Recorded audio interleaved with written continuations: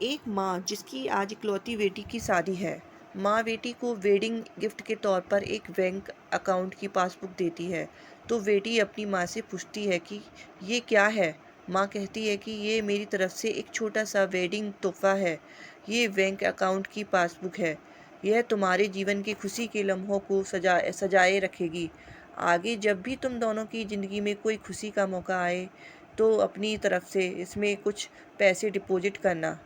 जितनी बड़ी खुशी उतनी ज़्यादा रकम, और उसके आगे लिख भी देना कि आज ये खुशी का मौका है, इसलिए इतने पैसे जमा किए हैं। आज मेरी बेटी की शादी है तो मेरे लिए भी खुशी का दिन है, इसलिए मैंने इसमें 1,000 रुपये भी डिपॉजिट करा दिए हैं। और आगे डिस्क्रिप्शन में लिख भी दिया है कि आज मेरी बेटी की शादी है, इसलिए मैं 1,000 रुपये इसमें जमा करती हूँ। बेटी को अपनी माँ का दिया गिफ्ट बहुत प्यारा लगा। बेटी ने घर जाने के बाद जब यह बात अपने पति से की तो पति को भी ये चीज़ बहुत अच्छी लगी और कहने लगा कि ये तो बहुत अच्छा तरीका है अपने जीवन के खुशी के लम्हों को फिर से याद करने का। दोनों अब इंतज़ार ही कर रहे थे कि कब इसमें अगला डिपॉजिट हो। दोनों नए नए बहाने ढूंढते थे पैसे जमा करने के लिए। कभी कि आज हम बाहर खाना खाने जा रहे हैं, इसलिए 300 रुपये। आज पहली बार शॉपिंग करने गए थे, इसलिए 500 रुपये। आज हस्बैंड का जन्मदिन है, 800 रुपये। आज वाइफ का जन्मदिन है, इसलिए 800 रुपये। ऐसे करते करते उसमें इंट्रेंस भी बढ़ती गई और अमाउंट भी, और उसमें काफ़ी पैसे इकट्ठा हो गए थे। शादी को कई साल बीत जाने के बाद दोनों में कुछ दूरियां बढ़ने लगीं। दोनों में छोटी मोटी नोक झोंक होनी शुरू हो गई। फिर कुछ दिनों के बाद झगड़े होने लगे। दोनों ने बात करना छोड़ दिया और एक दूसरे से खुश नहीं रहते थे।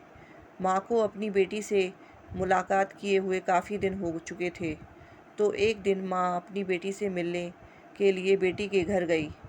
तो बेटी कहने लगी कि माँ, मैं अब और इस शादी से आगे अपना जीवन नहीं गुजार सकती। पता नहीं मैंने इतने दिन इसके साथ कैसे गुजार लिए। अब मैं इस आदमी से डिवोर्स चाहती हूँ। उधर पति भी कहने लगा कि मैं भी परेशान आ गया हूँ, इसके साथ रहकर मैं भी जीना चाहता हूँ। तुम्हारे साथ मुझे भी डिवोर्स चाहिए। अगले ही दिन बेटी पासबुक लेकर बैंक जाती है पैसे निकालने के लिए। बैंक में पैसे निकालने वालों की लाइन लगी थी, तो बेटी ने लाइन में खड़ी हो गई। अब खड़े हुए काफ़ी देर हो गई। बेटी ने खड़े खड़े ही पासबुक खोली और देखने लगी कि इसमें कब कब पैसे जमा किए थे। बेटी देखते ही देखते उसे पता ही नहीं चला कि अब उसकी आंखें भर आईं अपने बीते लम्हों को याद करके, जो उसने उसी के पति के साथ बिताए थे, जिसे वो आज डिवोर्स देने चली थी। बेटी बिना पैसे निकाले वापस घर आ गई और अपने पति से कहने लगी, ये मुझे नहीं हो पाएगा। ऐसा करो, तुम ही जाकर इसमें जमा सारा पैसा खर्च कर दो।